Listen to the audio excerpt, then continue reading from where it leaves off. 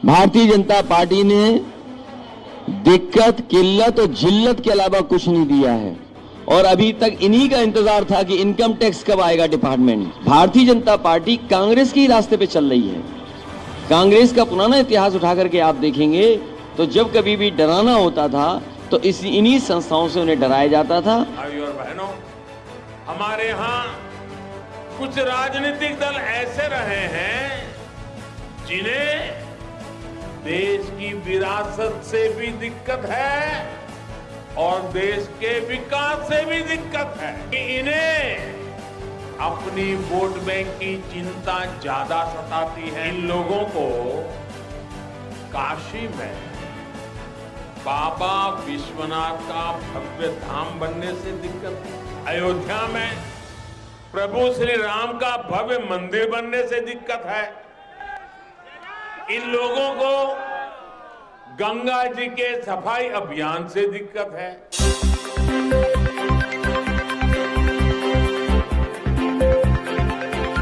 उत्तर प्रदेश की राजनीति है गरमाई, बात सियासत से छापेमारी तक आई।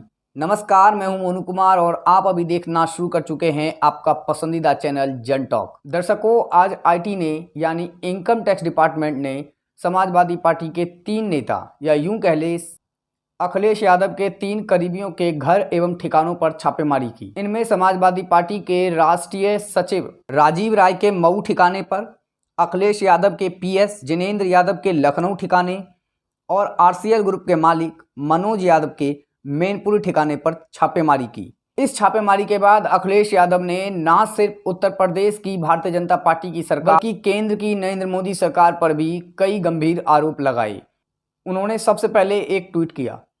सबसे पहले आप अखिलेश यादव के इस ट्वीट को पढ़िए कि आखिर उन्होंने इस ट्वीट में क्या लिखा। अखिलेश यादव भारतीय जनता पार्टी पर आरोप लगाते हुए कहते हैं कि भाजपा का हार का डर जितना बढ़ता जाएगा, विपक्षियों पर छापों का दौर भी उतना बढ़ता जाएगा। फिर भी सपा का रथ वह हर कार्यक्रम बदस्तूर चलता जाएगा। अखिलेश यादव आगे लिखते हैं, अब तो जनता पूरी तरह भाजपा के खिलाफ विपक्ष के साथ खड़ी है। अब क्या 22 के लिए भाजपा सरकार उत्तर प्रदेश की 22 करोड़ जनता के यहाँ छापे डालेगी। दर्शकों, एक बार अंतिम पंक्ति को फिर से पढ़िए, वो गौर करने वाली बात है। अब क्या 22 के लिए भाजपा सरकार उत्तर प्रदेश की 22 करोड़, जी हाँ 22 करोड़ जनता के यहाँ छापे डालेगी। अखिलेश यादव अपने इस ट्वीट के बाद करीब 20 मिनट का एक प्रेस कॉन्फ्रेंस भी करते हैं। उस प्रेस कॉन्फ्रेंस में अखिलेश यादव कहते हैं कि उत्तर प्रदेश का विधानसभा चुनाव जैसे ही नजदीक आ गया वैसे ही यह डिपार्टमेंट भी सक्रिय हो गया है, अर्थात यह भी चुनाव लड़ने मैदान में आ गया है। और अभी तक इन्हीं का इंतजार था कि इनकम टैक्स कब आएगा डिपार्टमेंट। अभी तो इनकम टैक्स आया है, ईडी आएगा, सीबीआई आएगी, न जाने कौन कौन सी संस्थाएं आएंगी, अफवाहें फैलाई जाएंगी, साजिश की जाएंगे, षड्यंत्र की जाएंगे, लेकिन उसके बावजूद भी साइकिल की रफ्तार कम नहीं होगी, रथ की रफ्तार कम नहीं होगी और उत्तर प्रदेश से भारतीय जनता पार्टी का सफाया होना निश्चित है। वो जान गए हैं कि उत्तर प्रदेश से भारतीय जनता पार्टी खत्म और इसीलिए उन्होंने इनकम टैक्स को भेजा है। अखिलेश यादव बीजेपी पर आरोप लगाते हुए आगे कहते हैं कि कोई भी इस सरकार में सुरक्षित नहीं है। अगर कोई भी सरकार के खिलाफ बोलता है या सरकार के खिलाफ छापता है या सरकार पर कोई आरोप लगाता है तो सरकार उसके खिलाफ सख्त कार्रवाई करती है। और आप लोग भी सच दिखाते हो तो आप जानते हो सच दिखाने पर क्या होता है। जब आप लोग सच दिखाते हो, हम कई पत्रकार साथियों को जानते हैं, एक पत्रकार साथी ने केवल दाल में पानी दिखा दिया, उसे जेल जाना पड़ा। एक पत्रकार साथी ने सही खबर चला दी, उसमें मुकदमे लग गए। तो कोई भी इस सरकार में सुरक्षित नहीं है। जो सरकार से टकराएगा सरकार उसके खिलाफ कार्रवाई करेगी। अखिलेश यादव कहते हैं कि इनका कोई भी नेता नहीं बचेगा। जैसे जैसे चुनाव का दिन नजदीक आता जाएगा वैसे वैसे इनके सारे नेता आपको उत्तर प्रदेश में दिखेंगे। मैंने आपसे पहले भी कहा और अगर हर बार मैंने ये कहा कि उत्तर प्रदेश में जैसे जैसे भारतीय जनता पार्टी की हार और भारतीय जनता पार्टी को हार सताएगी, दिल्ली से बड़े बड़े नेता आएंगे। कोई नेता भारतीय जनता पार्टी का बड़ा बचेगा नहीं जो उत्तर प्रदेश में ना आए। अखिलेश यादव आगे कहते हैं कि बीजेपी भी कांग्रेस के उसी राह पर चल पड़ी है, यानी कि बीजेपी का भी वही हश्र होगा जो आज कांग्रेस का हुआ है। हम लोग अगर किसानों के आंदोलन में शामिल होने जाते थे, पुलिस, सेंट्रल फोर्स सब लगा देते थे, तो ये कोई नया तरीका नहीं है। ये पुराना भारतीय जनता पार्टी कांग्रेस के ही रास्ते पे चल रही है। कांग्रेस का पुराना इतिहास उठा करके आप देखेंगे तो जब कभी भी डराना होता था तो इन्हीं संस्थाओं से उन्हें डराया जाता था।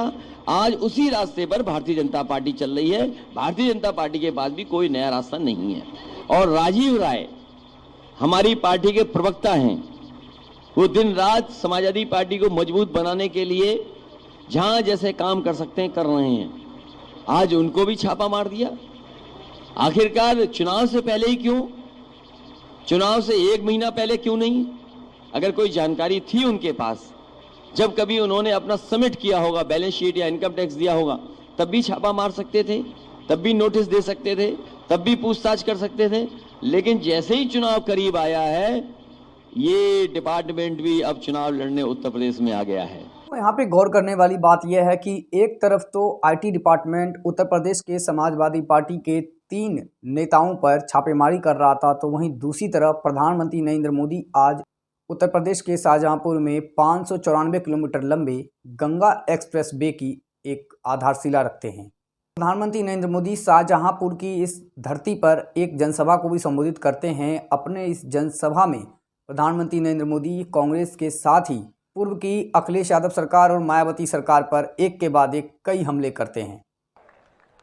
भाई और बहनों, हमारे यहाँ कुछ राजनीतिक दल ऐसे रहे हैं जिन्हें देश की विरासत से भी दिक्कत है और देश के विकास से भी दिक्कत है। देश की विरासत से दिक्कत इसलिए क्योंकि इन्हें अपनी वोट बैंक की चिंता ज्यादा सताती है। देश के विकास से दिक्कत इसलिए क्योंकि गरीब की, सामान्य मानवी की इन पर निर्भरता दिनों दिन कम हो रही है। आप खुद देखिए, इन लोगों को काशी में बाबा विश्वनाथ का भव्य धाम बनने से दिक्कत है। इन लोगों को अयोध्या में प्रभु श्री राम का भव्य मंदिर बनने से दिक्कत है।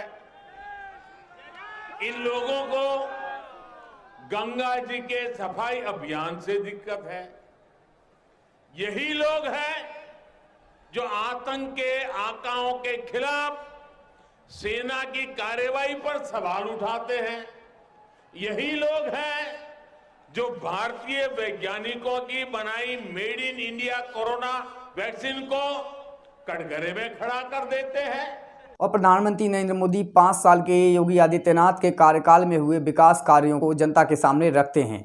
और साथ ही प्रधानमंत्री नरेंद्र मोदी एक बहुत ही जरूरी बात बोलते हैं। वो कहते हैं कि यूपी प्लस योगी, यानी वो यूपी प्लस योगी को उपयोगी बताते हैं। और ना सिर्फ शाहजहांपुर की जनता बल्कि उत्तर प्रदेश की तमाम जनता को यह बताने का प्रयास करते हैं कि योगी आदित्यनाथ उत्तर प्रदेश के लिए और उत्तर प्रदेश के विकास के लिए किस प्रकार उपयोगी हैं।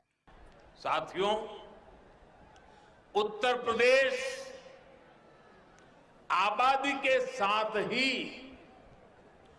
क्षेत्र के मामले में भी उतना ही बड़ा है।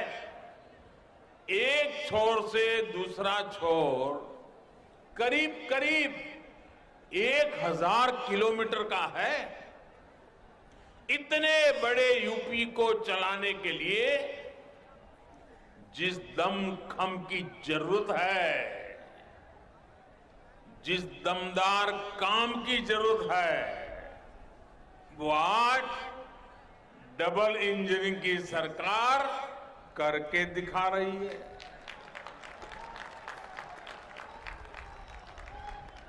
वो दिन दूर नहीं जब यूपी की पहचान नेक्स्ट जनरेशन इंफ्रास्ट्रक्चर वाले सबसे आधुनिक राज्य के रूप में होगी।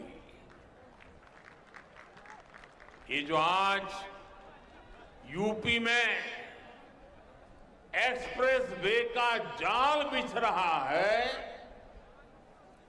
जो नए एयरपोर्ट बनाए जा रहे हैं, नए रेलवे रूट बन रहे हैं, वो यूपी के लोगों के लिए अनेक वरदान एक साथ लेकर आ रहे हैं। पहला वरदान लोगों के समय की बचत, दूसरा वरदान लोगों की सहूलियत में बढ़ोतरी, सुविधा में बढ़ोतरी, तीसरा वरदान यूपी के संसाधनों का सही और उत्तम से उत्तम उपयोग, चौथा वरदान यूपी के सामर्थ्य में वृद्धि, पांचवा वरदान यूपी में चौतरफा समृद्धि। आपको हमारी वीडियो कैसी लगी कमेंट कर हमें ज़रूर बताएं, और अगर आप हमारे चैनल पर नए हैं तो हमारे चैनल को सब्सक्राइब करिए, लाइक करिए, शेयर करिए। अगली वीडियो में फिर आपसे मुलाकात होगी। अभी के लिए मुझे दीजिए इजाज़त। नमस्कार।